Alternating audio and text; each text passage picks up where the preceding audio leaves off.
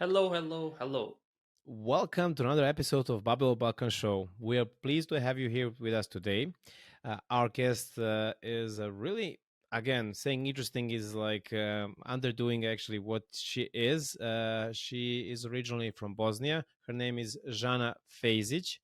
But surprisingly, she grew up a bit in Germany, but mostly in Florida in the US.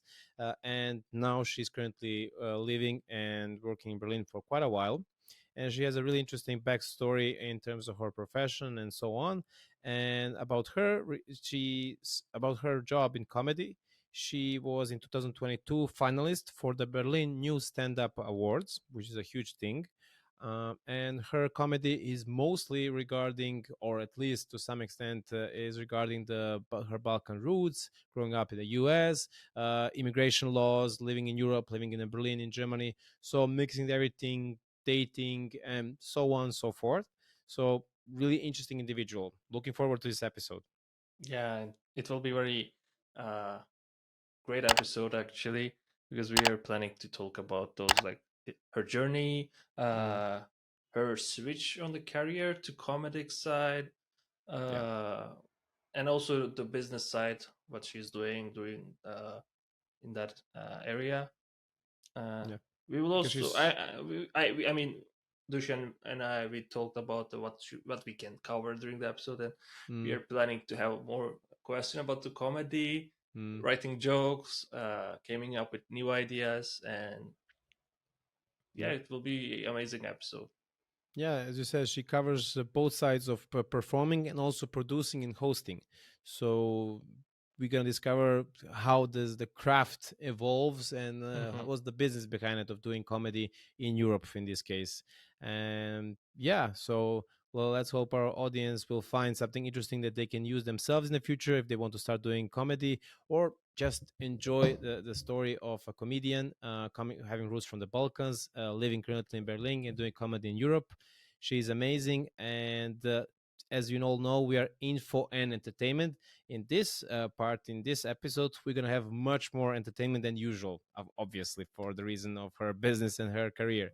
So please sit back or stand or cook, whatever you do, or drive and enjoy. And yeah, Yeah, please also like the episode.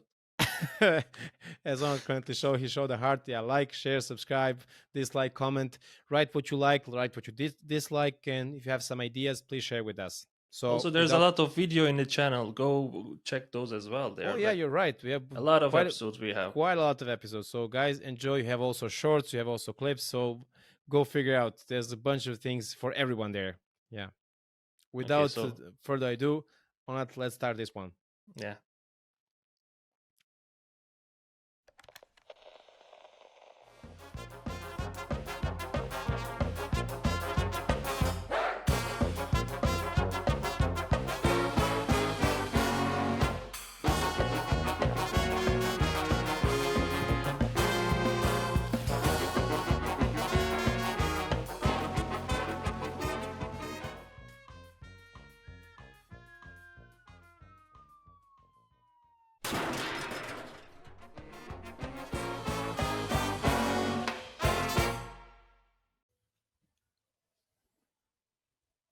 And here we are. We are with our latest guest. Welcome, Jana. Hi, Hello, thanks so Jana. much just for having me. Hi, Annette. No, thank you for accepting our call. It's really a pleasure having you today because both Onat and I are really into comedy, into stand up, into every other form of comedy. Not just typical, the guy talks in the bars or stuff, but in general, we really invest ourselves a lot in reading, listening, finding out some new stuff. So it's a really honor to have like a stand up comedian here with us today, especially doing stand up in the some people might say the capital of comedy in Europe, Berlin. Yeah. Not that Germans are really good with comedy in general. Again, not stereotyping, but still, more or less, Berlin is the place where you want to be when you want to do comedy in Europe. So, yeah, again, thank you for coming. Yeah, thanks so much for Yes. having me. As we usually do with our guests, we start off with topics, action topics, questions that have nothing to do with our today's topic, main thing. So, Onat, if you may. Okay. So my question in that phase of the conversation, I recently changed it, so it is a new one.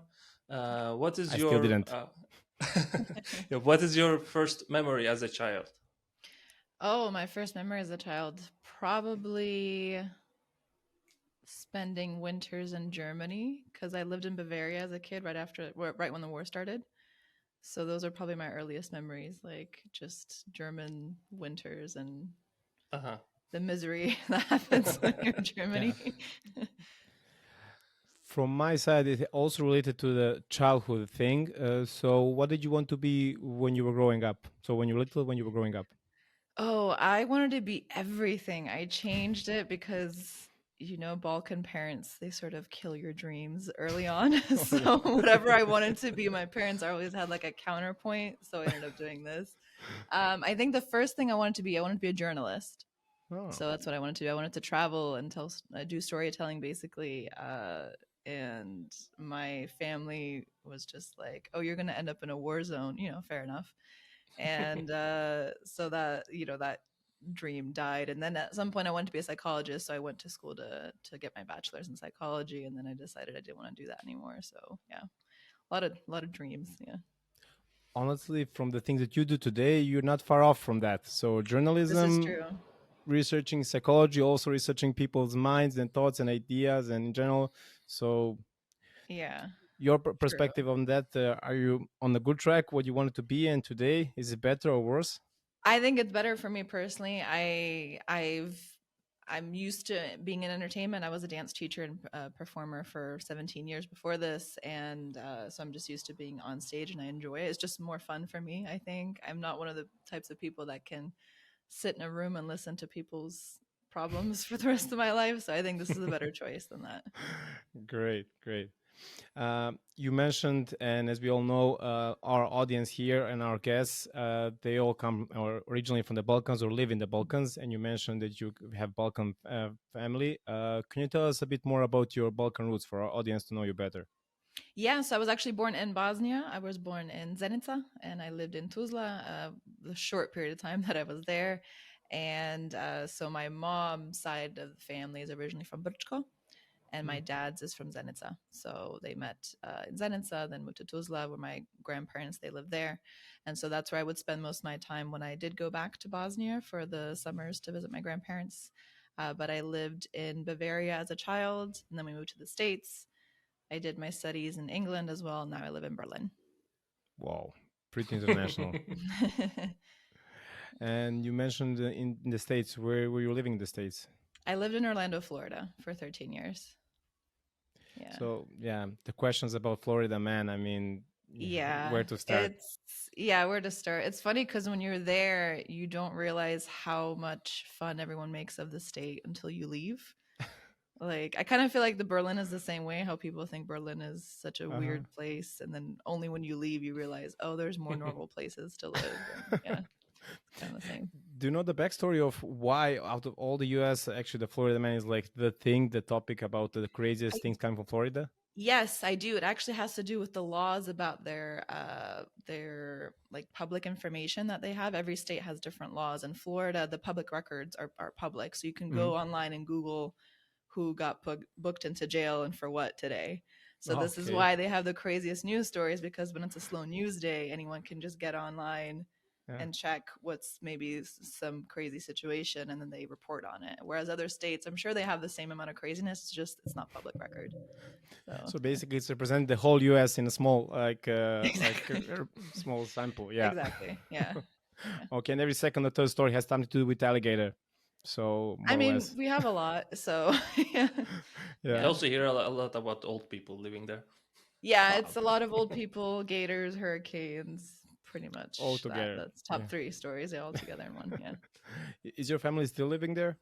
Yeah, my family lives in Orlando. Yeah, so I do go once a year at least to visit them there. Yeah. Is it true there's like one city I read somewhere in the US, somewhere in the south, that is like full of Bosnian people? It's We're like everywhere. Jacksonville is probably the Jacksonville. one that has the most. Yeah, I've been there. That's where all the pop stars, they go to do concerts there, and then we get dragged from Orlando to Jacksonville as well. I've been there for a couple of concerts. So it's amazing how big community is there. Yeah. Cool. And what brought you in the end coming from the US? So from the US, you studied in England, right? Yes, I studied in England. Yeah, You studied your did my bachelor. master's. My master's there. I did my Your master's in master. human rights there, and then I lived there for about 3 years. I moved into London when I was done, and I didn't want to go back to the States. I didn't want to stay in England either, and I couldn't because of immigration issues. Oh, And so I just wanted to stay in Europe, and Germany was at the time the easiest place to get an artist visa, mm. and so that's how I ended up in Berlin. Oh. Before I have a question regarding this artist visa, but staying in England, how was your impression of? So, okay, you have experience of living in having origin from Europe, but like as an adult coming back to Europe and being in England, how did it felt like comparing to US? I had a very different image of what it would be like. I please English, if there's any English listeners, don't come at me. But England to me was a lot like the States, but with an accent. Like it was the same issues a lot of the Really? times. It was a lot of xenophobia. It was very full. When I imagine what New York City is like, it's just a lot of people constantly, all the time, very expensive, very time consuming.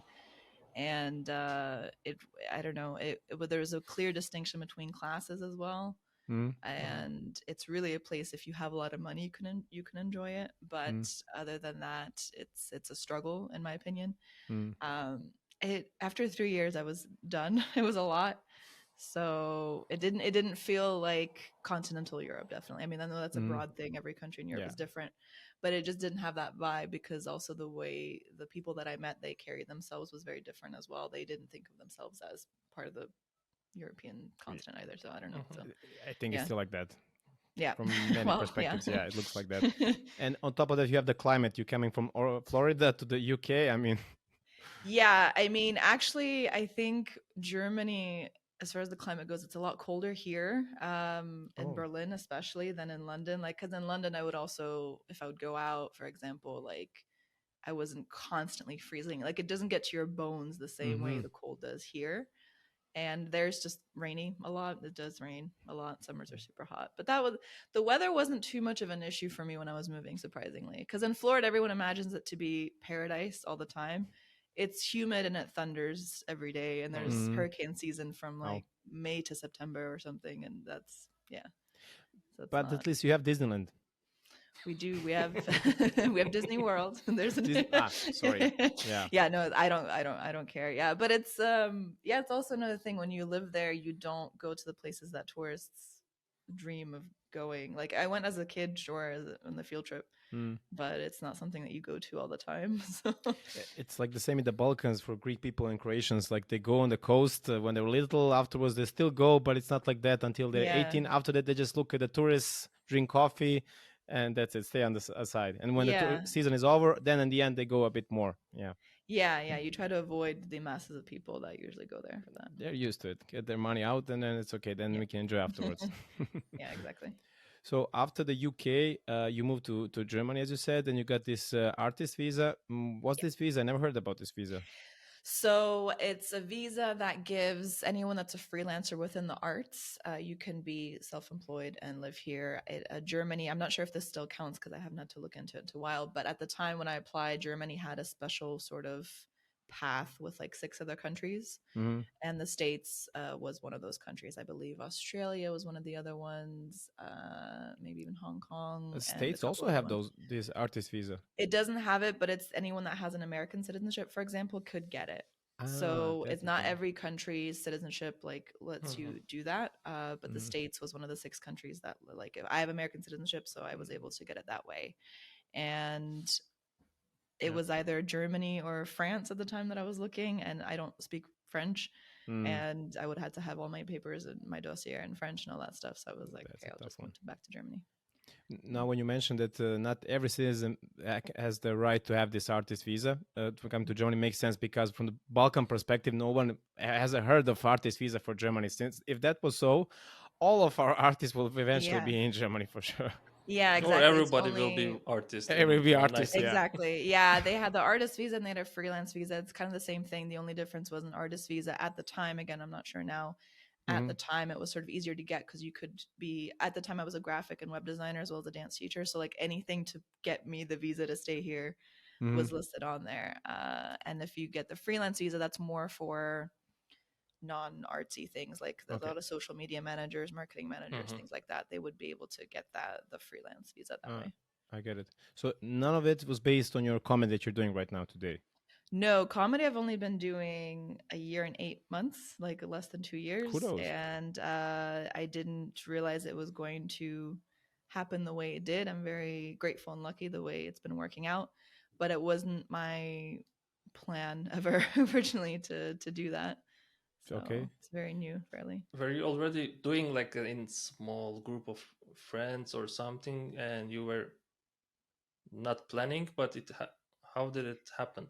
I grew up watching comedy specials in the States. So Comedy Central would have, all the specials at the Same. time. And I watched so many comedians growing up. And that was always like a hobby of mine to go and watch shows. And even when I moved to Berlin, that was one of the first things I could do at the time, to also meet people and just go out. And if you're not into clubbing and techno music and all that stuff, English comedy in Berlin was also a huge thing back when I first moved here 9 years ago. So I used to go watch all the time, and I always wanted to try it, but I don't know. I just put it in the back of my mind. And then my friends, I would drag them to shows with me, and my friends would be like, why don't you try? Why don't you try? Why don't you try? And then they kept convincing me, and one day I just tried it, and yeah, ever since then. That's the story, So yeah. were they right in the end? They were right in the end. Very lucky that my friends supported and pushed me as well. And yeah, because without their support, I don't know if I would have ever tried. So And they're all local ones or all international or? those one friend in particular I'm thinking of, he's from the UK, but technically German now, as he likes to remind us, because he has citizenship now, so he was very proud. But yeah, he's been in Berlin over a decade now, so Oh. we've been friends for a while, and we work together. And yeah, so he knew me also on a personal level. Like, obviously you're different when you're around your friends versus when you're around strangers, and so he'd always be convincing me to try it. So. Of course. But coming back again, you moved to Germany, so you came with as an artist, so to say, officially, and you started working in Berlin. Did you move anywhere else, or you just stayed here and worked as a freelancer or in some company? I was freelancing, and then I worked part-time in tourism for Visit Berlin.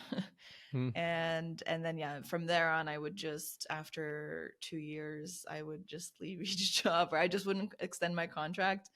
But that was just a way for me to get my visa, because then at that point they were sponsoring my visa. And so I was like continuing to be self-employed, but also working under a contract.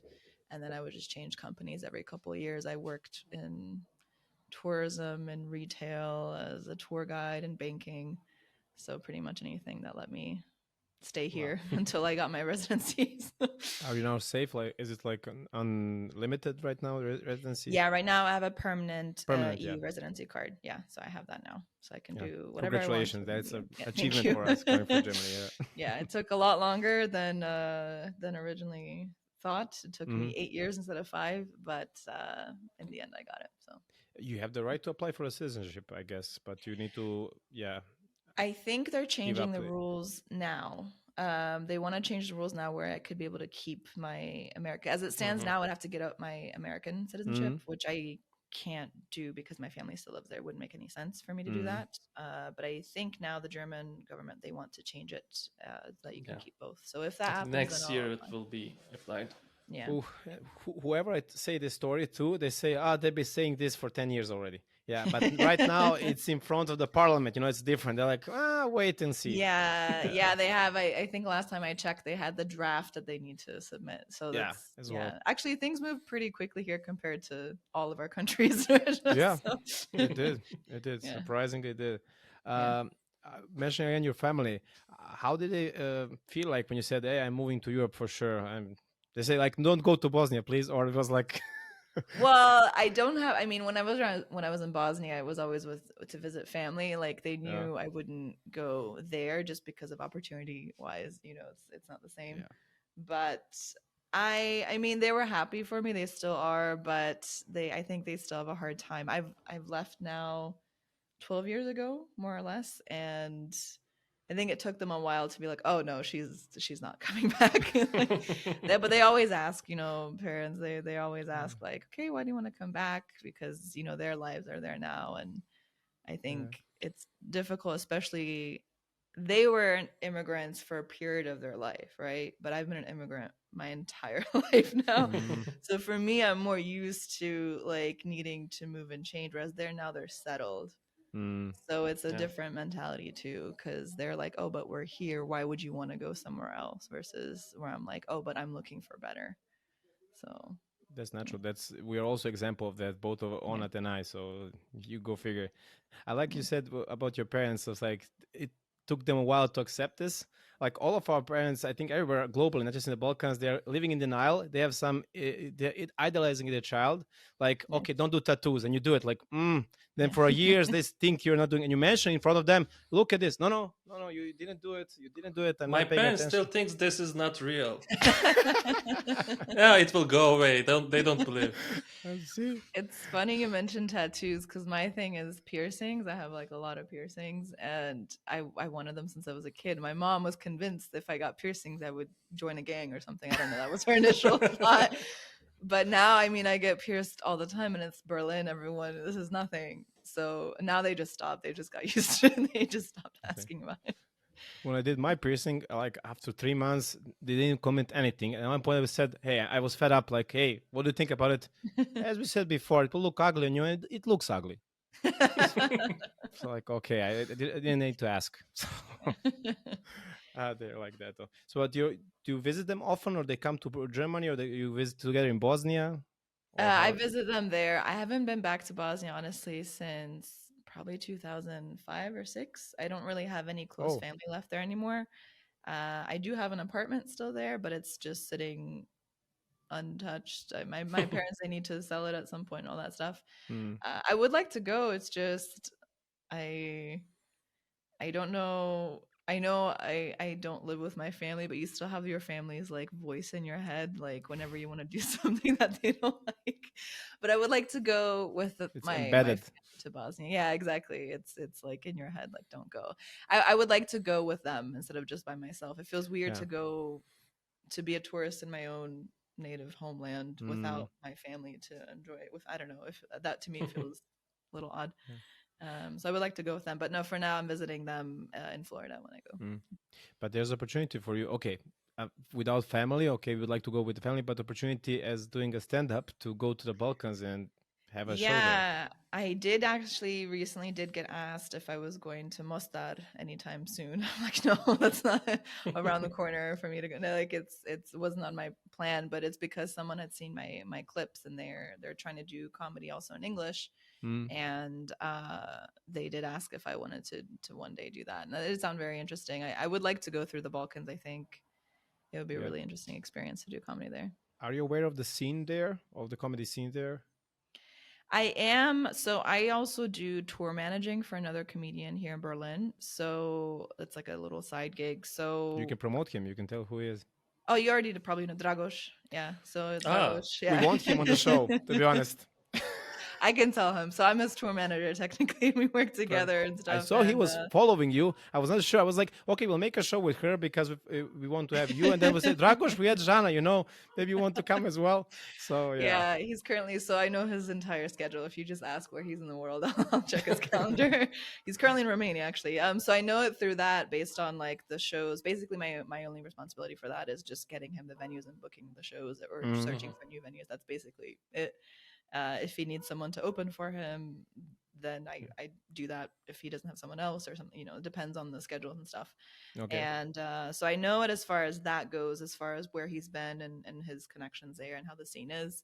Now, obviously, Dragos is way bigger of a comedian than I am, and he has way more followers and all that stuff. But the Balkans, yeah, there is definitely a scene there because it is a lot of also English speakers and just connecting through stories of our own Balkan upbringing. So Yeah, sure. I don't know where to start. No, we open a couple of topics that I don't know which one to start first. So starting from the scene that you mentioned, so you're aware of the scene there and the people coming from this region. As you said, English is a big thing with us. Yeah, surprising to lots of people around the globe, we speak relatively good English, or at least understand quite good what we think. And people do like comedy in their local languages mostly, and in English as well. And it's kind of like, I can say for myself, in ex-Yugoslav countries, I cannot say for Greece, Bulgaria, or Dragos, Romania. but I know for sure it's growing and the stand-up scene is becoming a new thing. It's not completely new, to be honest. Before it was like in a sense of cabarets. We have a lot of Yugoslav shows that were like kind of like spontaneous improv whatsoever. But like a stand-up comedy itself, it started growing like I think 15 years ago.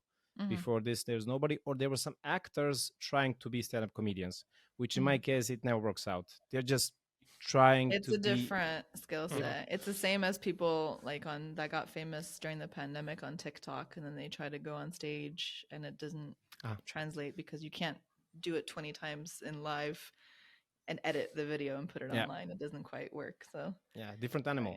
Yeah. You need to adapt. But I'm really happy that the scene is growing across the Balkans. And the thing is also that I personally, I traveled around Europe mostly. I also know a lot of people in Europe. In my opinion, I'm not being subjective, is the people from the Baltics, or at least from the, not from the Baltics, sorry. That's definitely not from the Baltics. From the Balkans and South Europe have really good sense of humor. Actually, every country itself has its sense of humor. No question about it. Even Germans. But it mostly works in their own village, so to say. I still don't get it. I only get one joke, and that's it. And it's about Nazis. Go figure. So it's different. In my opinion, and the most fun I have, even when the people from the Balkans go abroad and they find some random person, I don't know, from Bangladesh, from I don't know, Saudi Arabia, from Venezuela, and they start talking.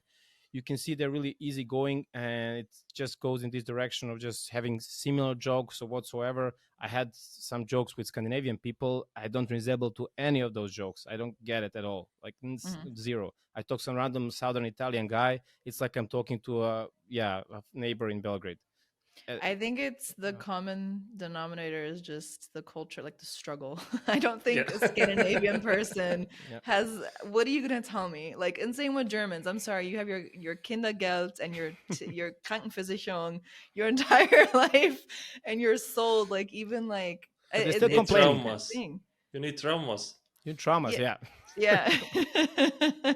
It's, I think it's like, I in my shows, what I usually, it's a similar point that you're making. It's, I talk about Westerners versus non-Westerners, and how, like, for example, like, just like I have a bit about going, like, I may have grown up in the States, but I'm not Western enough to enjoy hiking. Like, we don't hike. We're not hikers. It's not a thing that we do. And I talk about how, like, Westerners, they didn't have enough struggle growing up. So you have to create little hobbies, like walking into the wilderness just to feel alive, like that. And that's the same kind of thing. Like, it's little things like that where I'm sure like someone from South Italy has way more in common with someone from the Balkans than they do with another Scandinavian person or something. It doesn't translate. Like, they all have the stories that their parents went to the school 20 kilometers uphill and coming back again uphill somehow from the other side. So there was never downhill. It's always uphill. I think it's also just the family part. I think that's also another thing. I think our families were closer to our families in that sense. We're not as individualistic, even though it's not like kumbaya, we have dinners on Sundays and we talk about our feelings. It's not like that. But it is that sense. We say, like, you don't have any feelings. You're not feeling sad. You're not feeling depressed. You just need some food or something. You're not allowed to have feelings, but it is that sense of, like, we all grew up in the same kind of household of, like, everything we do is for our family, which means also we have all this guilt from our parents. So it's like dealing with that. Whereas I don't think Germans can relate. It's not the same. It is a more individualistic culture compared to the Southern Europe and the Balkans. Funny thing about the Germans, despite this, they always complain. Like, but how much we pay for the Steuer, how much we pay for the taxes is so high. Like, do you know how Scandinavians live? Oh yes, but still we pay a lot, and that's not that we don't cover this, but you know how people in South live. But I guess this complaining is also in the end good. If they don't complain, they don't get more. So I guess if you shut up, then you'll be okay with what you have. But I think they overdo it quite often. So up to them. I'm like, when I hear them, like, ooh, tough one. I cannot imagine. Poor you. The other day someone was complaining me about the inflation in Germany. You're from Turkey. Yeah, I couldn't even react. Like, yeah, Yeah, tough ones. Single figure, right? Oh, what? Yeah, those ones are tough ones. If you got to the second or third one, oh, then one that's got tough. yeah. That's getting You get tougher. used to it after a while, but at the beginning, it's really tough. You tell them, yeah, you get used to it. Don't worry. Amazing. But coming back to the Balkans and mentioning Dragos, so like one of the first comedians by chance that I was noticing here in Germany was him. Actually, my girlfriend was like, "Hey, look at this guy. He's really funny." So it's like, "Oh, he's from the Balkans and he gets the stuff." I mean, like most of the comedians from this area, and he's doing, as you said, really good, not only in Berlin but across Europe. So yeah, and we would definitely have a lot to talk about. Do you support each other? Like give some at least, as you said, he's more experienced. Does he give you some advices whatsoever? Yeah, he does. He's very Dragos is very business minded, and I like someone that he like cut the BS. Like it's not about I don't. He knew what he wanted in the beginning. He went for it, even when other people were not used to it. Like I think combining arts with a business mindset can be very touchy for some people. Even I, when I was teaching dance and touring, it was very much like, oh, but you should be doing it for this other reason and stuff. It's like, no, it's still a business. So I think when you approach as a business, people get really weird about it. But Dragos never seemed to have cared about that, and he went for it. Now it's paying off, obviously. So, yeah, we do give each other advice in that sense, or him more than I do. I don't have anything to give him advice for, but for now, yeah, no, but he's yeah, but it's also not like overwhelmed. Like his advice is very also like technical. Like if I run a Facebook ad, for example, he'll be like, oh, this works better than that, because he knows way more about that than I do. So it's things like that. But no, he's also really generous. I know other comedians who have come to talk to him about his opinions and things like that, and he helps them out for that. And yeah, he's a good person to talk to if anyone is interested in it. But he's also very busy, so just Yeah, to I be. can see. But you anyone said you can also relate to him through your dance yeah, events. How can I name it? You were also there doing tours in the. Yeah, I used to do tours for as a dance teacher. Yeah, it's the same. You have to look at it like to get out of the starving artist mindset. I think people feel, especially if they've been artists for so long, that they don't want to think of themselves as like business people. They don't want to do marketing. They don't want to do online marketing. They don't want to do that. And they're just kind of hoping that one day someone will notice them, and then that's how they'll get jobs. But that's not the reality, which is actually a good thing, because it's more in your hands than you think it is to do good in your business. So But the crucial question is: does the art in the end itself, does it suffer because of being focused more on business? That's always the. Yeah. sometimes it does. Honestly, sometimes I've done shows where I've traveled with other comedians, and I remember there was one show I did with my friend Ludwig. He's also a really funny comedian here in Berlin. We went to Paris, and it was so stressful setting everything up that I literally looked at him and was like, I don't even know what I'm going to say for the next 30 minutes on stage. Like, we didn't even have time to write out our set list. Like we've been doing this for enough time that we knew what we were going to say, but you know what I mean? You need to take time to know what you're going to say on stage. And when you're producing everything on your own, you kind of sometimes have to take a step back and be like, wait a second, what am I doing this for?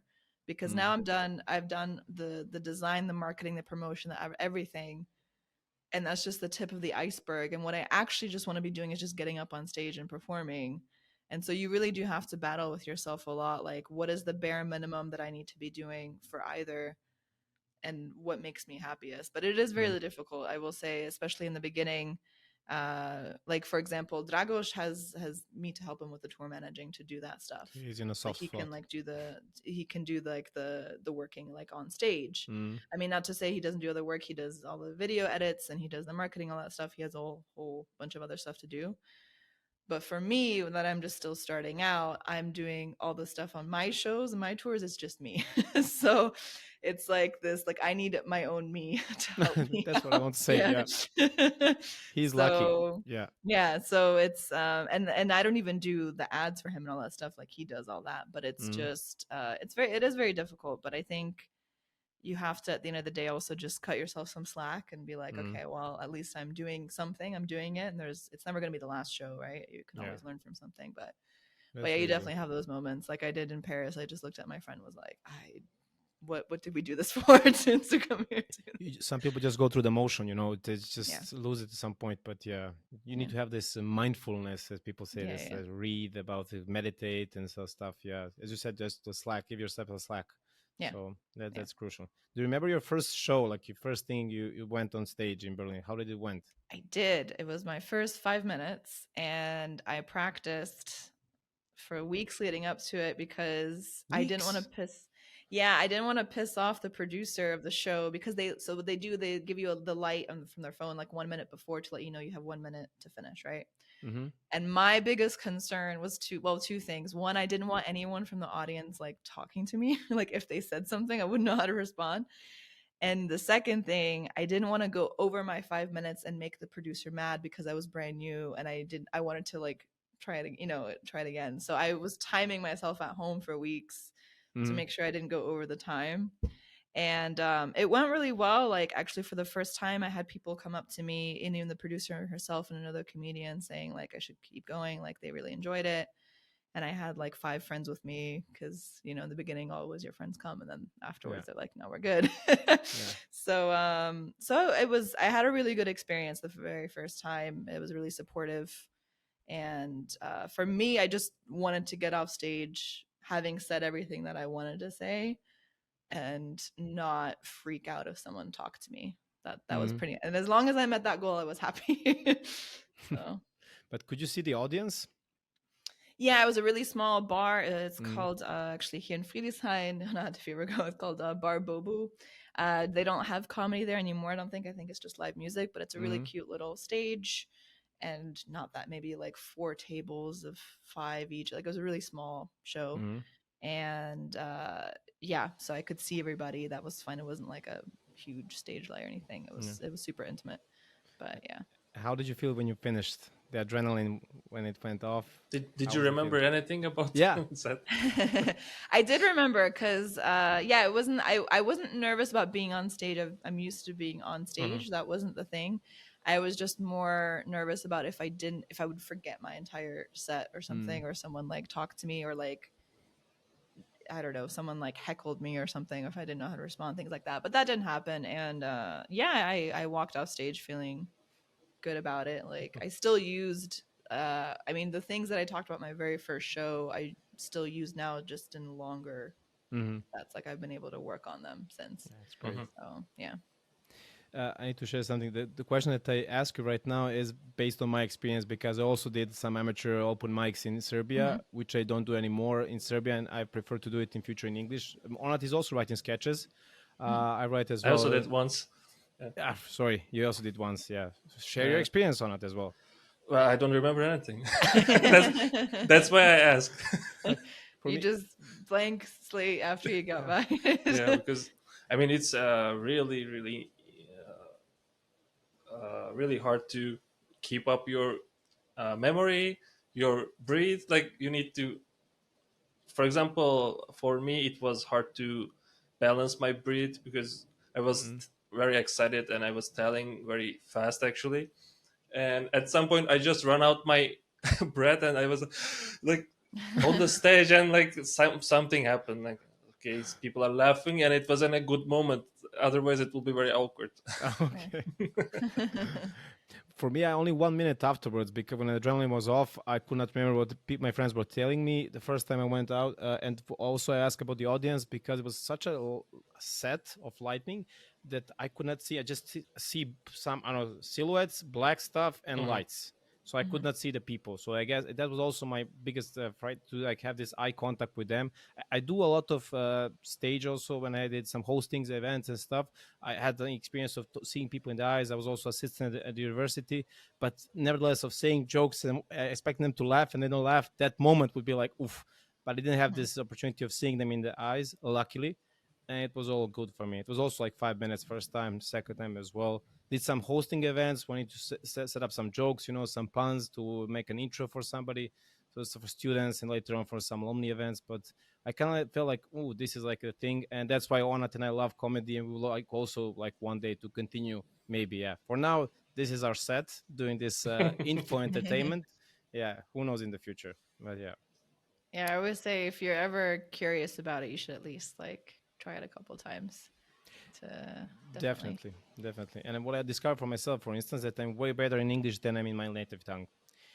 And I'm not the exception. I heard a lot of people as well, but the other side say it's impossible. Trust me, because in my native tongue, maybe I see that people are judging me like on more, I can say they're more concrete, more serious. Like they're like, did you said correct or not? You need to be more, not intellectual, but you get in English, you can also have funny jokes and stuff, intellectual jokes. But still, I don't know. Since, as you said, you grew up with Comedy Central. I grew up also with Comedy Central, Saturday Night Live, and stuff. So I kind of like get used to this frame setup. It's kind of like program in my head.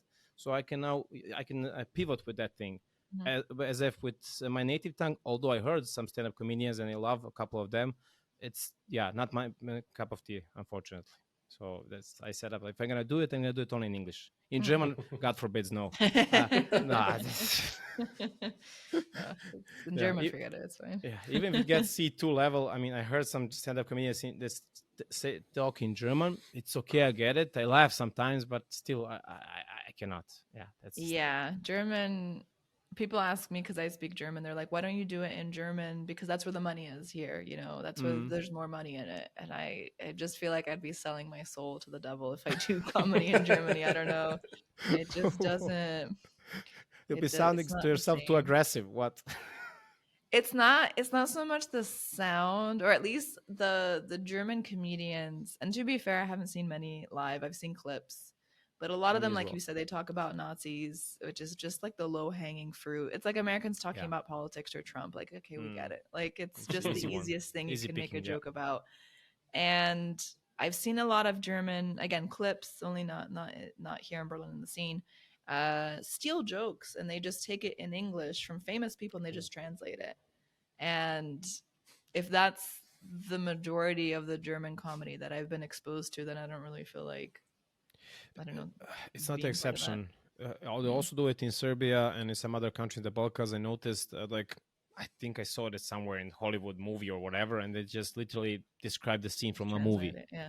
It's like, come on. And it's a famous movie, and they're like super famous or whatever. Like, okay. Yeah, in your village, for sure. To work Asterix and Obelix, the village itself is a community and everything works there. Yeah. Amazing. Yeah. But I mean, when you do this shows, you only work with with people in Berlin, or you cooperate? Like, are you like how you call it? Like like when circus is traveling somewhere, so it's like a crew. So they also have like a bundle of people. No, we don't have a bundle of people like a circus. I don't know what the expression is. They're like a co-op of people, but it depends. So if I'm traveling, like I was doing the last year. When I've been traveling, I've been doing split bills, which is basically just me and another comedian. We have 20 to 30 minutes, depending on the show. And we split the hour in between us and we do that. So when I do travel to certain cities, I've done that.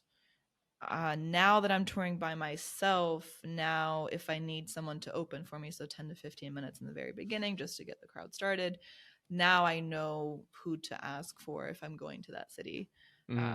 But now I've just been mainly doing my shows myself. If I do any shows in Berlin, it's doing just like a 7 to 10 minute, maybe 15-minute spot at someone else's show. But when it's my solo show right now, I'll just have like an opener.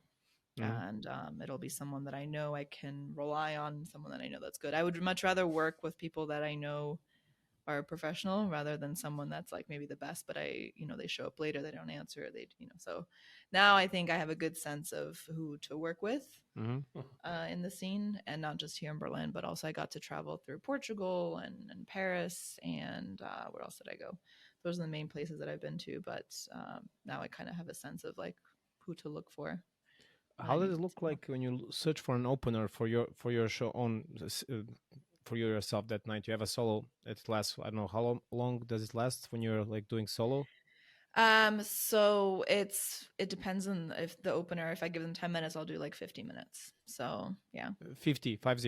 Yeah. 50, so that'll be like an hour of a show, an hour altogether. Yeah. But when you find a person to do an opening stage, do you usually need to find a person that's like compatible to yourself, or just okay, do something, whatever? So to be honest, we're recording this end of July. I've run my solo hour of material is very new. I ran it for the first time a few weeks ago here in Berlin, Mm-hmm. and I'm taking that on tour end of August onwards. If I have an opener like I did in Berlin, it is my opener was Yunus Ben Slawi, who's a very good comedian and a good friend of mine, Oh. and I know his set basically. I've seen him. We've worked together a lot, and I know him also as a person. So the compatibility there for us was sort of this cultural confused set. Like he's of Moroccan heritage, but born in Vienna, raised in Dusseldorf. But a lot of his jokes are about like sort of dealing with not feeling Arab enough, but not feeling German, like that type of stuff. So I know that was a good sort of compliment. My opener when I do it again in September is going to be another comedian, Ludwig, and he has a lot of jokes about dating, which are also compatible to my jokes at the end of the day. So it is also like if I know them personally, I don't tell them what to do on stage, but because I know them, I work with them a lot. I can kind of gauge based on who's compatible to my set, because it wouldn't work. I'm not a dark comedian. So I can't have like a dark comedian open for me because it doesn't work that way. I want to ask this. Yeah, if you're not doing that, then it doesn't make sense. It doesn't make sense if you're overly. And again, I don't tell them what to do, but it's just more the style. If someone has more dark comedy or oversharing or more vulgar detail than I would be, for example, then it wouldn't quite match. So so usually I go for like a cleaner comic because my comedy is usually very clean and especially if it has anything to do with sort of immigrant experience, that's also a plus because that matches the show. And do you find yourselves as competitors or like supporters, or it's from in case to case based? Oh, I don't consider myself a competitor to anybody. I think there's enough space for everybody to do their own thing. I don't think of it that way at all. Especially I have a small group of people that I work with a lot here. My friends, as I mentioned, Eunice and Ludwig, and we do nothing but support each other. Like they have come through for me so many times and I've helped them out as well. Like I don't ever consider someone as my competition or at me as their competition because there's so much space for everybody to do anything that they want to do.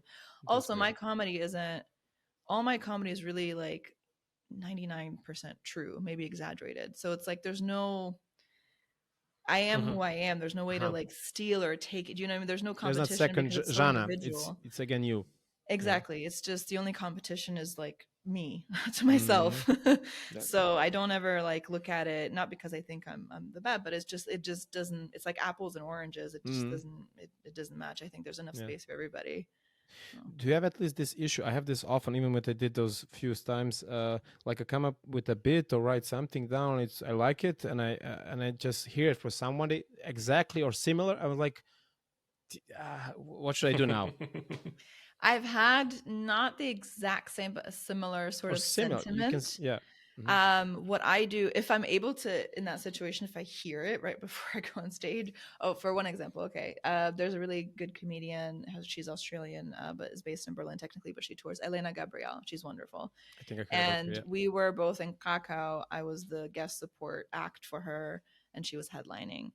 And we have a very, very similar joke about dating multiple cultures and sort of like that. And it's very, very similar. And I forgot to do it when I was up on stage.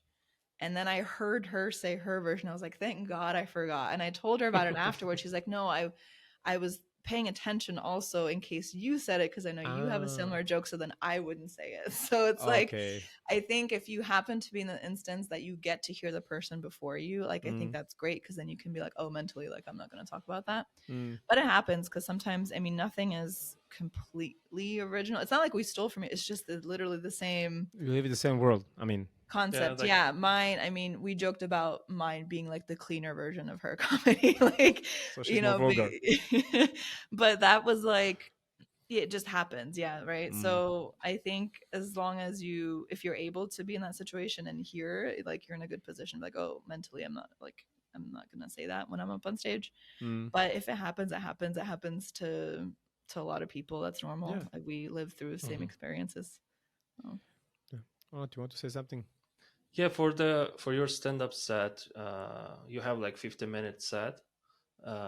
Do you know every moment that everything that you will say, or do you keep like some empty spaces where you can make some new materials, or Interact. uh, yeah. I usually have the way my hour, and again, I'm still continuously working on it. The Mm-hmm. way I split it up is that I have it into like sections, but it's also easier for me than to remember.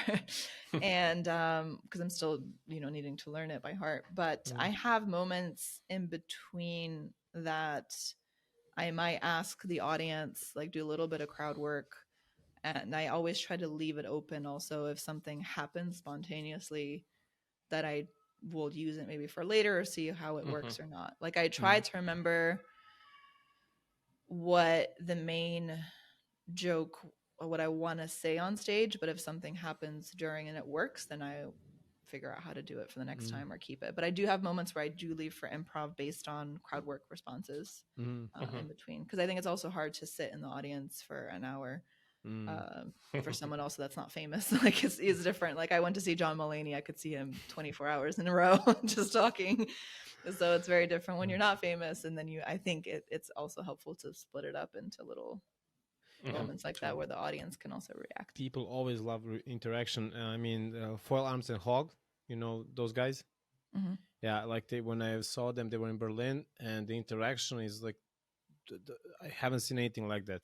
Okay, they're doing not like stand-up comedy. It's like theater that's interacting all the Mm-hmm. time. Like that doesn't pass like 5 minutes that they're not among the crowd, and you're like, hey, they gotta pick me or not. It's so interactive. I mean, it's impossible to even if you just look at them, it's still funny. But on top of that, they have interaction with the audience. It's insane what those guys do. It's really on top level. I don't. Yeah, I always try to not like harass the audience I into crowd just, work. Like I don't want to like because there these are guys are introverts. borderline harassing. These are borderlining, yeah, seriously. But yeah, Yeah, I don't want. Yeah, because I don't want. Two things. I want introverts to feel comfortable to come to my shows as ah, well and not feel like they're getting picked. And yeah. So I don't want you to we think see I'm from gonna pick faces, on you. like But not me, not me.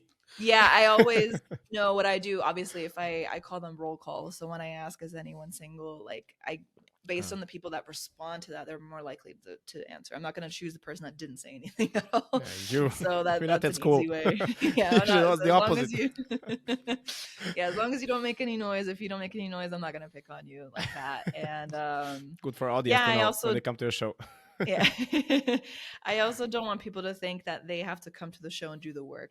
Like Mm. I want you when you come to a show, like I want you to just sit back and relax. Like it's Yeah. sometimes I feel like I can get a little bit overboard where in the age of social media and what goes viral in these clips and crowd work, everyone it's like the audience member is doing all the work when they're going to the show Mm. almost by their interaction. I also don't want people to feel like Yeah, they paid to not get paid to do the work that I'm up on stage doing in a sense. true. So I also want it to be like You're a interaction, puppet but for master. people minimal and on topic, not just for nothing. And it to Mm. be like, oh, the people that wanted to be part of this, that they are a part of Sure, it, not harassing people that don't want to be part of it. not at Yeah. all. Yeah. But coming to this moment when you like interact with them, for me it was also challenging. I never did interaction. I kind of can pivot as well from based on my previous experience and privately, but I'm always like curious, like the answers, like what can be. Did you have like some really bad experience, some really bad answer, and you know what to do then? Usually if it's something that where the conversation's not going anywhere, this will be, Uh, for example, if I'm hosting a show and I'll do some crowd work to at the start of the show to get people going. If it's not going anywhere, I'll just like thank them, have the audience applaud for them, and then when I move on to something else, like I try not to linger on it too much. mm, I don't think I've had any crazy response from anybody yet where it was like, where did that come from and what do I do with it? Like usually the thing that helps me is the more questions you ask, but there has to be a line, right? You don't want to be just interrogating them. If the more questions you ask, usually something funny will come of it. yeah. So I hosted a show recently and we are talking about dating, and I asked who's dating, and this guy raised his hand. He said he met his girlfriend on Tinder.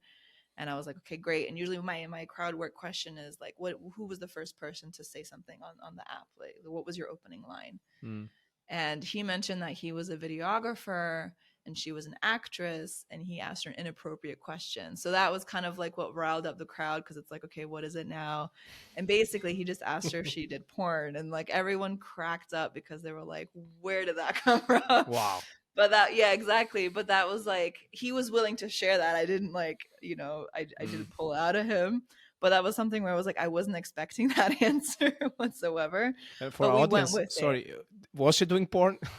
No, I don't think so. I think that was just a flirtatious thing. But that was like the other joke. It was like, well, she was that happy to respond to you, like she surely did. And then he was like, yeah, maybe, So Yeah. it's just people. It's all in good fun. Like it wasn't an answer that I was expecting, but it like we just went with it, and the audience cracked up. They loved it. So yeah. Yeah. And the audience itself, do you see like major differences when you go to some other countries, cities in Germany, like really? Yes.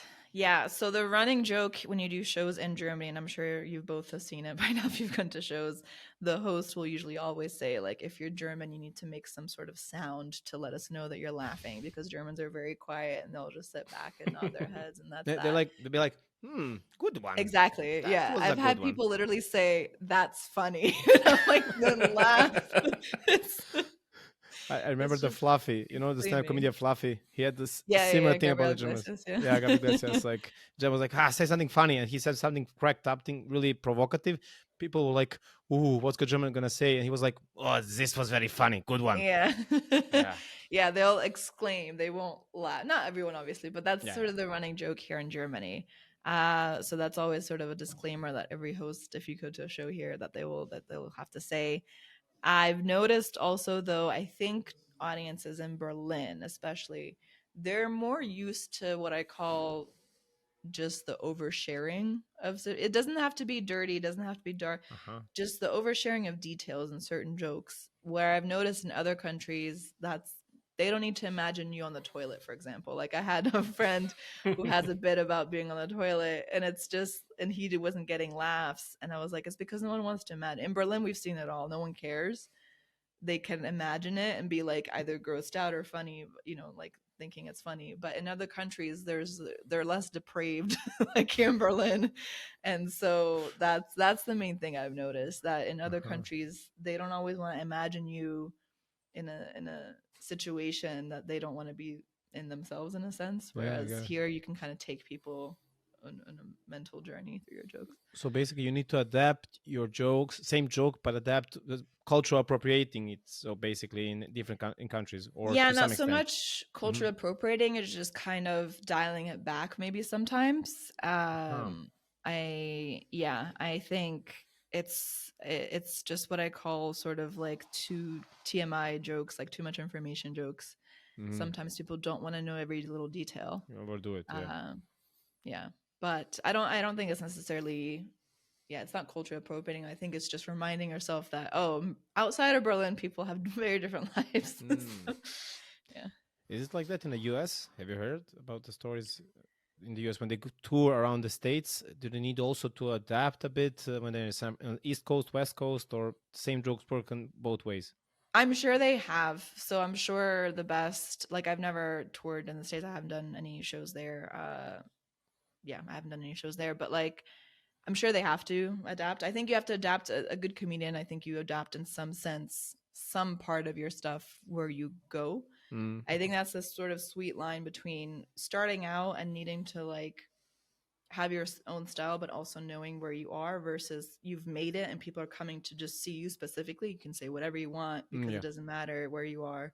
True. But people have come to pay and see you, so it doesn't really matter. So until I think people get to that point, you have to sort of adapt a little bit. I can imagine doing racial jokes in Mississippi and going to Vermont.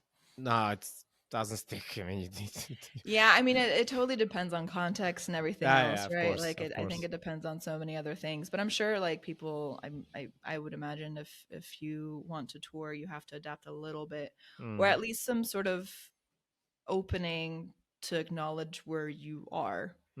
Sort of like I can always tell when there's a comedian from the States that's brand new in Europe, I can always tell because all of their jokes are so American. And nobody gives a shit.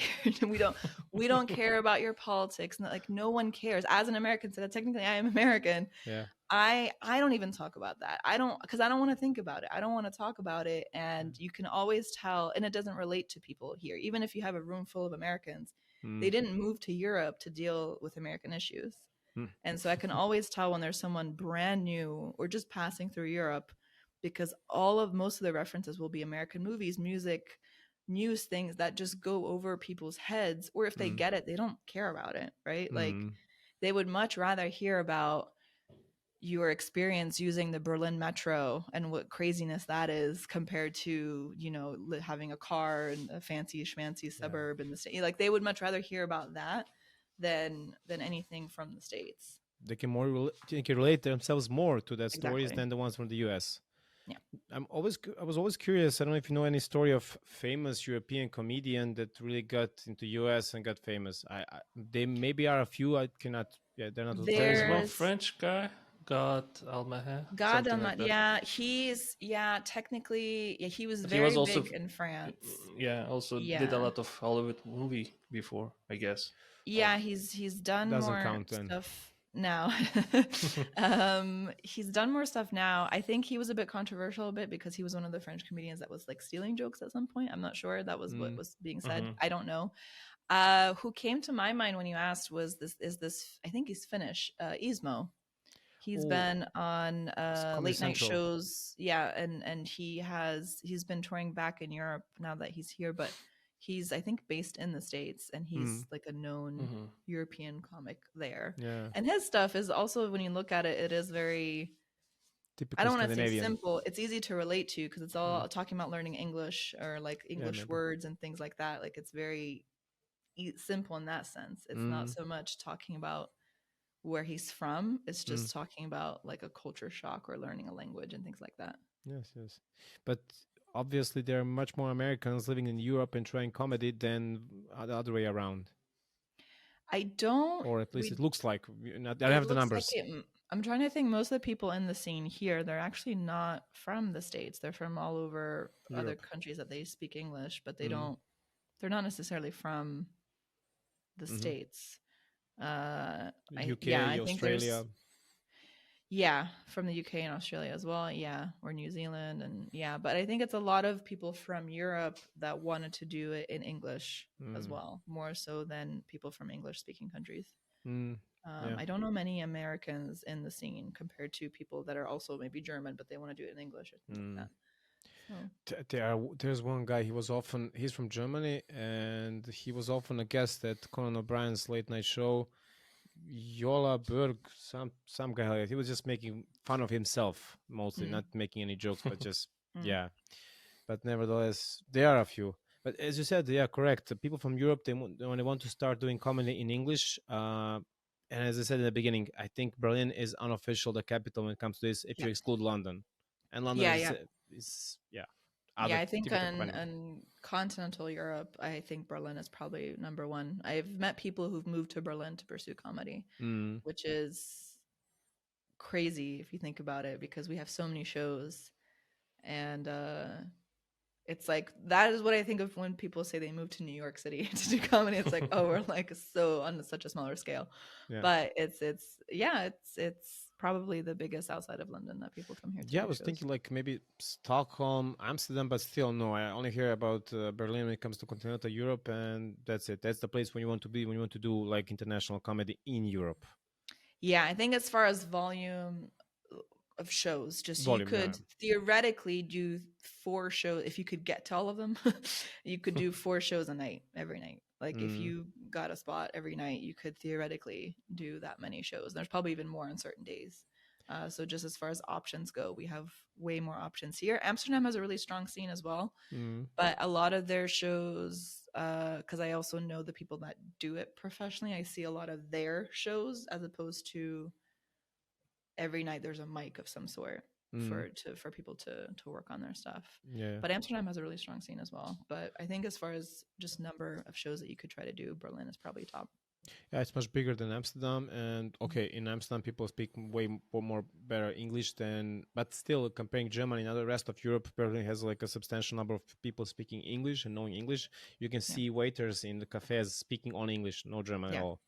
Yeah, you don't. It's more international here. Mm. You don't need German technically. Yeah, I had a So friend from yeah. Serbia. She was learning German together with me, and she said, "Oh, I'm going to summer for summer in Germany to learn German for a month or two. Great, we sit here going. Please don't tell me Berlin. Why? You're not gonna It's learn. yeah." And she said, "Yeah, how do you know I'm going to Berlin? I'm going to Berlin." I'm like, it's the worst place. Really? Maybe not. Yeah, maybe I'll have luck. And then after 2 months, she said, "You're right." Like Yeah. even when I started speaking German, they switched to English. I said Yeah. they do across Germany, but you just need to be persistent. In Berlin, Yeah. they're Yeah. much more pushy when it comes to this. They just no. Yeah. I switched to English. Yeah. You don't technically need German here. I mean, it's obviously it helps, but Helps, yeah, and if you especially go your out, there's business. just yeah. If you go out to just go out in the nightlife or go to a show or something, like you, English is fine. Yeah. Yeah, totally. Do you have some other questions? I want to ask about your daily life. Do you always thinking about comedy, taking notes, all because even I am not doing any stand up, I am not doing any stage, but I am taking notes every day almost. Like something comes up my mind, like oh, this can be comic something. How is it for you? Yeah, I have a notes tab on my phone Hmm. where I just write The when same. something happens to me, and then if I'm like, okay, now I want to try something new, if it's like an open mic or something where it's I can try out new stuff, then I'll sit down and look through it and be like, okay, what's relevant? How can I fit this into this and that? So I do. I just have a running list of stuff. Maybe that's it. It only makes sense to me, but it's on my phone. Yeah, Yeah, mine even doesn't make sense to me after a yeah, while because like, what was that about? I'm just like yeah, Jesus swimming in a pool. Like yeah. Sometimes I'll write and I'll be like, I don't know where I was going with this, so I'll just try to write like enough for me to know maybe in the future like what I meant to say. Yeah. But yeah, I definitely have some of those where I'm like, I don't even know what I was trying to say. I was on stage 1 year ago just to understand what I wrote. Then I went to your stage. I was like, I know myself in a month or two that I will not get this thing. So please write a bit more so that future Dusan will understand what the Dusan in the past Yeah. meant with this one. So Yeah. it's getting better. But yeah, coming with this new material, as you said, you do open mics and basically you do testing and you see which goes good or bad. Yeah. And yeah, how does it go on average? Good, bad? Yeah, there's always for me personally, there's always like a sort of cycle of like, okay, I feel really good with the stuff that I know is gonna make people laugh, and I want to make people laugh, and then that's great. And then it's like I should try new stuff, and but I'm like scared to add it in because what if no one laughs? And then you do it, and you realize it's so much worse in your head. Like you're fine, it's gonna be okay. You're just building it up in your head, it's okay, and then you start the cycle again. So Yeah. it's always like that. I usually try to squeeze it into things that I know work, and then I can like Mm. try test to. it kind of Mhm. safely. I don't ever like to go up with like, okay, let's say I only have 5 minutes at the show. I don't ever like to go up to 5 minutes of totally new stuff. And then Mm. I think it's also really hard to gauge then, okay, did it work or did I just not? Because at this point, I also have to introduce myself every single time. I have to also explain where I'm from because a lot of the jokes, they need context. If I get up like this, people are just like, why is this white American lady talking to me about immigrant struggles? Like, what is, so I have to, a lot of it is Hey, that. I Karen, move have to, aside. exactly, exactly. Like, I have to just always sort of introduce myself. I have this introduction sort of thing, and then I squeeze in new stuff. Mm. Um, but yeah, I usually try to mix in with other Hmm. things. And one curious thing that I have is like when you watch other comedians, not only the ones that are in Berlin and Europe, but like most famous ones, the one that you like. Do you still enjoy? Because me, for the last couple of years, I enjoying, but I don't. People say, "Why do you don't laugh?" I'm analyzing all the time. Like, he did this because he was preparing for this and one, and then he did this. So constantly, I cannot stop. Yeah. I was worried about that when I started. I was like, what if I just don't enjoy it anymore because I'm so focused? I'm one of those people, I can't just have a hobby. I need it to be my job. I need it to be my life. Like, and so Similar what with if me. I Yeah. took this very, very basic thing of like, I love going to shows and watching comedy. That was maybe like the one hobby that I had that I didn't work with, and what if I just ruin it now? And I had this worry, but so far it hasn't happened. So far I'm able to just shut my brain out, like, and down, and just watch somebody and enjoy it for what it is. Because I don't analyze when someone's up on stage and when I'm watching them, because this, to me, this is my job now, and I'm very lucky and grateful to have it. But it's like, when I clock out, I clock out. I don't, after a show, I don't talk about comedy. If I go on a date, don't ask me about comedy. So like, it's like I'm done mentally. And so when I watch a show, it's to enjoy it, right? So I've been able so far to just separate it and just be like, okay, this is entertainment versus this is me on stage, and now I need to do all these things. I envy you so much. I mean, still I can enjoy, but I need some, I guess, some level of alcohol. Then I can really relax. Then I'm like, oh, I don't give a fuck. Then it's okay. I can sit down and enjoy. I appreciate it more now, because I know how hard it is to write stuff, and I appreciate it, and I just enjoy it so much more now, actually. When I notice when the comedian, when they have for example, like a callback, when they mention something in the very beginning of their set and they tie it back in at the end. Yeah. I appreciate it so much, because then I'll notice it now. And maybe it's not that I didn't notice it before, but it was more like on like a subconscious level, like almost like, okay, I noticed it and that's why it's funny. Versus now I'm like, oh, that's just great writing. And now I appreciate it more from that aspect. And who is in the end your most favorite comedian? I would still say it's the one that I grew up watching on Comedy Central, and not many Europeans know about him, but he's pretty big in the States. His name is Mike Birbiglia, and it's because he's a storyteller first, and he has a couple of specials on Netflix, and it's not what people normally back then, especially when he was like getting his style out there, that people thought of as comedy, because a lot of his stories are kind of sad about his, like, he used to have like cancer and then he got into a car accident, all these things that you wouldn't think is comedy at all, and then he turns it into these stories that are really vulnerable, but he also makes them funny. So he's probably my favorite, because it's a very different style, and it's very much him and himself, and it's very original because all these things happen to him. And he's still he's also a clean comic. Not that I care too much about that, but I tend to usually gravitate towards more clean comedy. And I got to see him live in Paris, and it was great. And so did you have the chance to talk with him? I didn't. I just went to the show to watch. I did get a chance to talk to Taylor Tomlinson. She's also one of my favorites. I don't know if you know, and because she was in Amsterdam, and I went to see her, and I got the chance to talk to her after, and that was crazy. So definitely, But I like Mike Birbiglia is probably my favorite, and Taylor Tomlinson's a close second now. So. The one that you mentioned, first one, Birbiglia, I don't know if I'm pronouncing it correct.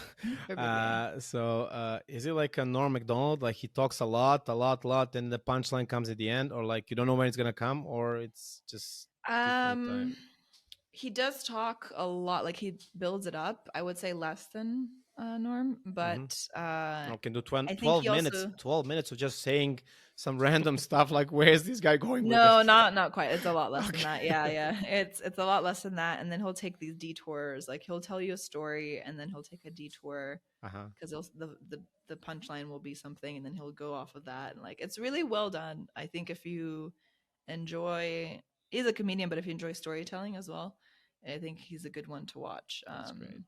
Yeah.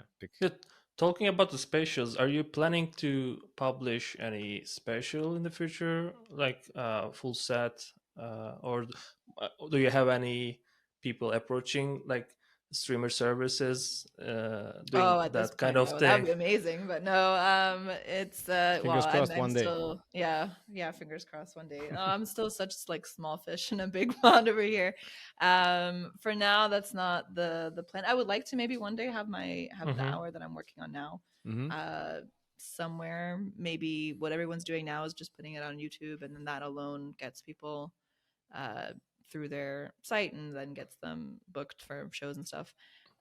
Maybe one day, but right now I just want to focus on taking it live and working on the hour. Because in Turkey, a lot of comedians now publishing their sets on YouTube. They actually did most of them did to sell to Netflix or Disney because they're also investing a lot, but they decided to invest only on the trashy movies in Turkey. And like very big comedians, not the small ones, but they are getting a lot of attention thanks to those videos on YouTube. I think, yeah, that will be something in the future. Yeah, I haven't thought about it too much now. I think if I did think about it at this point, it probably would be on YouTube. A lot of people are doing that. It's not my preferred way because I do think that if you're going to put something that much work, you should be able to charge for it in some kind of capacity. But let's see, it's not something that I'm thinking about too much. I would like to have it, but like a professional, like really nice, like I have thought about it that way.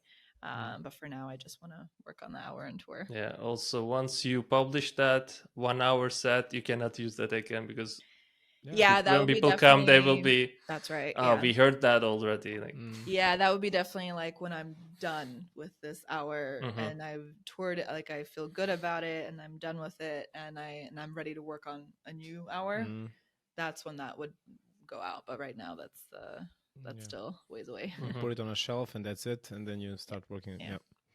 But that's I understand. And you said that people also publish something on YouTube, both of you said, but I noticed that comedians nowadays, at least ones in Europe, they publish only the bits. For instance, Dragos, when they interact with audience, which makes sense. If they sell the original thing, that will not make. Then they cannot use it anymore. It depends. Yeah. So Dragos actually has this whole special out on YouTube, I believe. It's still out there, unless you put it behind a paywall already, but I think it's still on YouTube.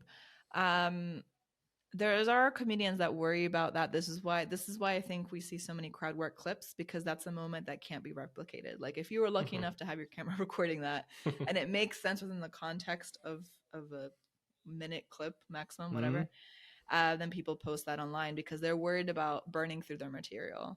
My opinion on that is first of all, the people that see that clip are not going to be the same people that are in your show and vice versa. Technically, like you don't have to think about it too much. Like the jokes that I put online, I still do them. It's not the same people that follow me and have seen it. And even if that is the case, it's such a small part of the entire show. I don't think anyone usually has an issue. Like when I saw Taylor Tomlinson, for example, I saw her live. It was a new hour, but she had a joke that I saw her do online, and I was actually happy because I was like, oh, I remember seeing this and I'm getting to see it live. Like, I think if you really like the person that you're watching, I don't think you're going to complain about it. I think people are too worried about that more than I think that's a situation that doesn't happen. Like the amount of likes you get on a clip is not nearly enough the people that are going to be watching you. Makes sense. And if they do come to a show based on that, they're probably going to be happy. Like, oh, I remember seeing this. And then it's such a small moment in the entire show anyway. Yeah, if you have like a solo of 1 hour and you publish 1 minute of your content, then it's a teaser. Again, it works. Yeah. I mean, they do this for movies. Come on. Yeah. Yeah. And I think Dragos, I can't speak to him, but I know he has a lot of crowd work clips because that's also part of his shows. Like he does shows here in Berlin. It was a new concept for one of his crowd work shows. And that was just one of the shows that he does. And I know that's one of the moments that you can't replicate. So that's why. And also he's one of the people, I think, when you mentioned people wanting to be verbally harassed by the one comedian, I think a lot of people go to his shows to be like, okay, I want him to talk about my country, or they feel seen. Exactly. I want the same. I'm planning to go with my girlfriend in Berlin at one point. Yeah. So because he knows a lot, especially about the Eastern European Balkan countries, he knows a lot about that. So he, people, when they mention, of course, his audience is usually from there as well now. I don't know which came first. And then he has a lot of material about that, or a lot of things to say about it. And then people want to feel seen through his commentary about whatever country they're from. Because my girlfriend says this about me. Like whenever I meet some person from God knows where, and the first thing I do, I start talking about his country because I like to read about anything. And she's like rolling her eyes like, here we go again. And after 2 minutes, this guy like loves me. Like, oh, this guy knows about how things in Sri Lanka. Nobody knows this thing or whatever. Yeah. And like now, and what about your girlfriend? No, just leave her alone. She's seen this a lot. So yeah. Yeah, I think it surprises people when you know anything about their country, because I have the Mhm. same, not so much for Eastern European Balkan, but like for like South American countries in the Middle East, because I do speak a bit of Arabic and I speak Spanish and Portuguese, for Ah, example. So people are like, great. like it's the same like when I talk to them in their language or something, and they're like, okay, wait a second, like I think Mm, people like to feel to be seen, and especially when it's countries that most people don't usually know things about or mm. they don't know their language, and Yeah, it helps. you buy them instantaneously with the easy points, like Yeah, really. yeah, Now afterwards, it should be like a smooth ride. Yeah, if you're a relatively good comedian. yeah. But yeah, Ona, do you have something more? Yeah, currently you're doing your stand up, and also on the business side, we're working with Dragos, for example, and you're also hosting other events. Do you also do other things? So I've been right now I'm on a bit of a sabbatical, so trying to figure out how to fit both in. But before all this, I've been a dance teacher and performer.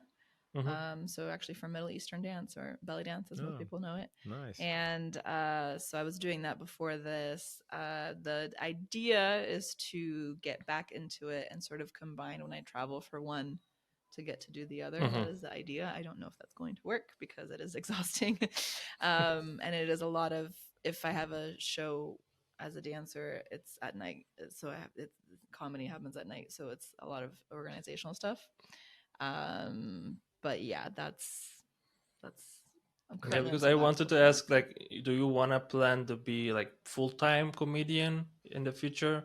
Or some people also like to be like, for example, some musicians are also big producers for Mhm.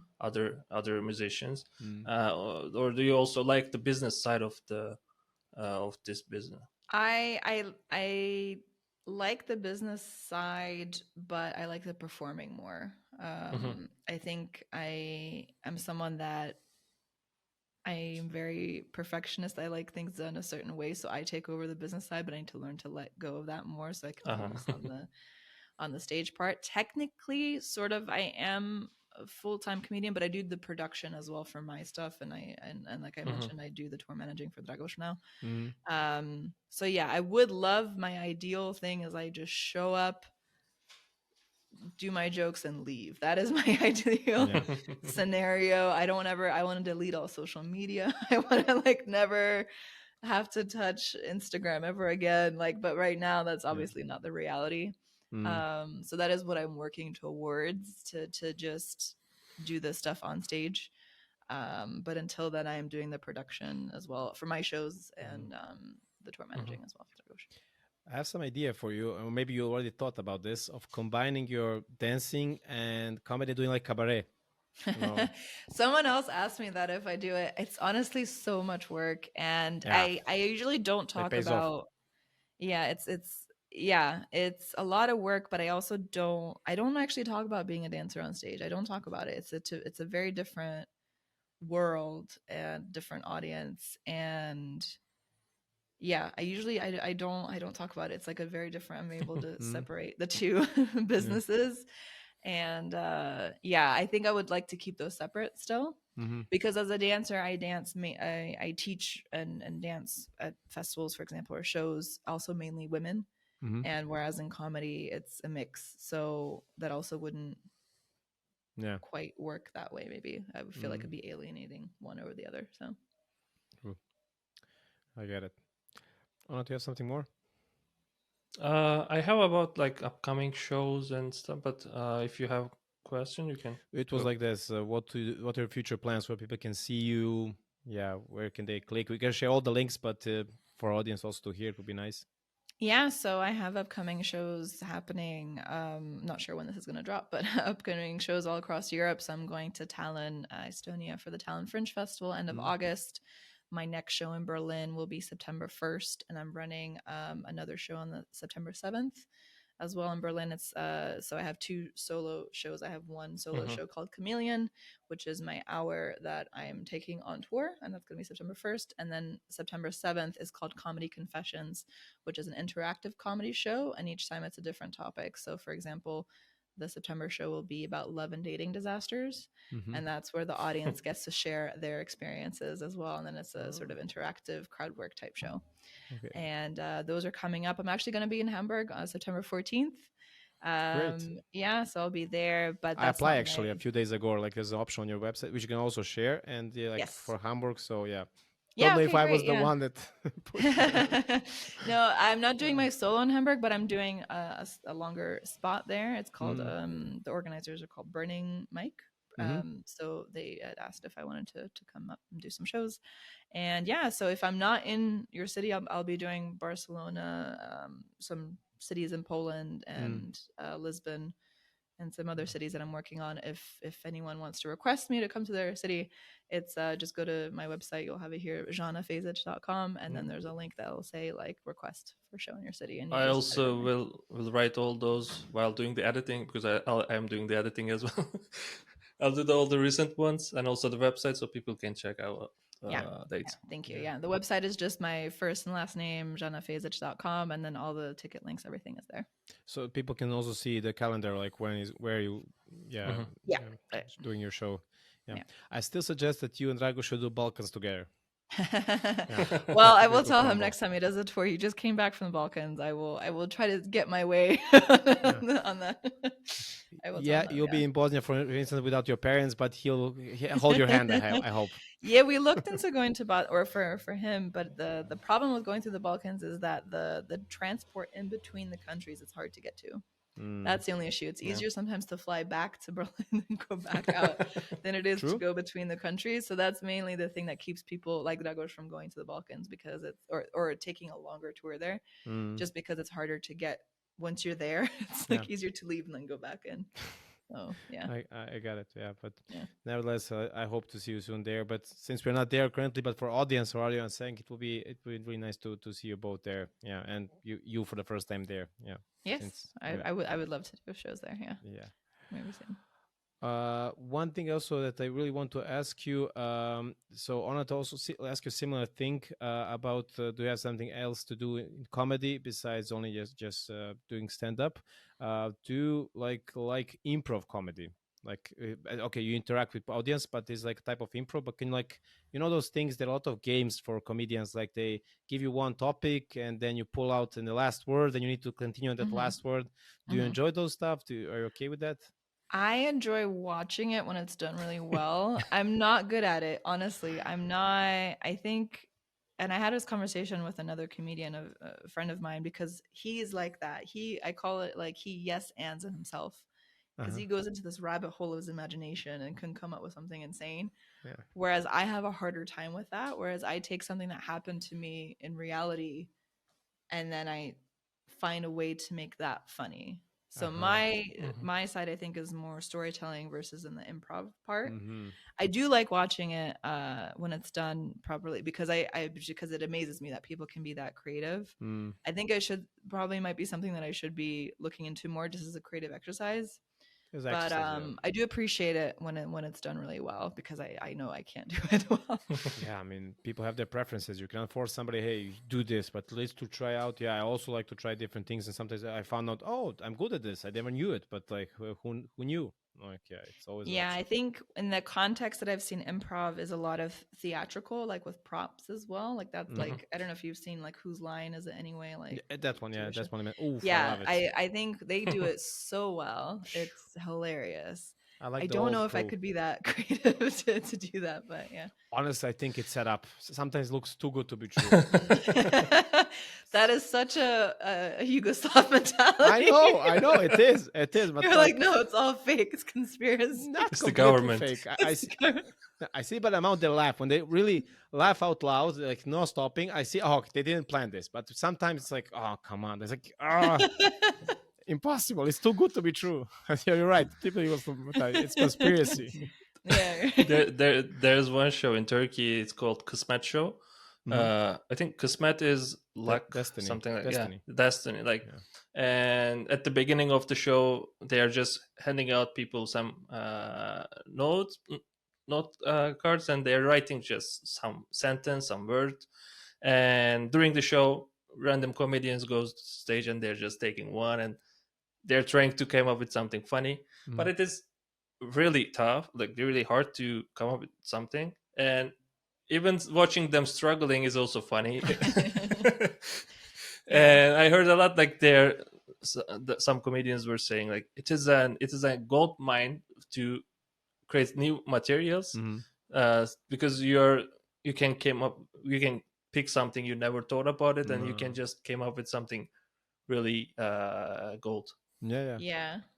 It's gold, Jerry. Like When when I do my crowd work show, I do something similar. I'll have like it's a theme every time, and then I'll have 3 pieces of paper where the audience just fills in the blank. So that way we're on topic, and it's also easier for them to tell their story. Yeah, because if I just said tell me a dating story, like it's like blah, too general. So like one of the questions that I had for the dating show, the dating topic, for example, was like, what was the worst first date I ever had? I knew there was not going to be a second date when this happened. The last red flag that I saw was this.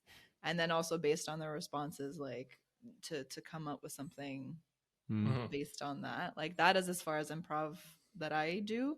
And I know Dragos, when he does his crowd work show, for example, it's something similar. He has one about, I believe, curse words in other languages in other countries. And then he'll have like teach me that, and then he'll go off of that concept. So it is like it's guided. It's not completely random. I think it's very hard to have it completely new and fresh for even for the audience to write something. But but that's as far as the improv that I do. So he asked them to write them, of course, translated in English, right? Those expressions. I believe I haven't seen the show in its entirety. I've just opened for him and then had to leave. But I believe it's like when he'll ask you teach me something, a curse word or a phrase or something. I assume people write it in their language, and then also the translation of what it explain. is. Okay, interesting. Yeah. Want something more? No, these were all from my side. Yeah, I can go on and on forever, but yeah, hopefully gonna have you again in our show. Our audience first want to meet you more, to get on your shows, to see what you do, hear what you do as well. So yeah, let's make us a teaser for this next episodes, and hope to have Dragos here. Yeah, I will tell him to get on. I can't promise, but I will tell. Just a second. To be honest, you were not a bait for Dragos. Yes, bait. We were not a bait. We figured out later that you are connected. I figured that you have some connection. That knew which one. Like, yeah. I can also thank for my girlfriend, because she also noticed during this one is funny, and Onat was saying, "Oh, she's from Bosnia." Some mix like, "Oh, Balkan story, perfect for us." So yes, yeah. Thank you, Žana. Once more, we're really grateful for this episode with you. It was really fun. Yeah, thank you so much. Thank you so much. Yeah, for audience, write down the comments which the part you like the most. You want to reach out Žana, we have all the links, and on it, as we always say, and we forget to ask our audience to interact, to click like, dislike, whatever. Yeah, it's gonna pop up somewhere. So yeah, that's all. Yeah, please interact with us and put your comments, and thank you for watching. See you next week. Thank you so much. See you next week. Bye everyone. Ciao. Ciao.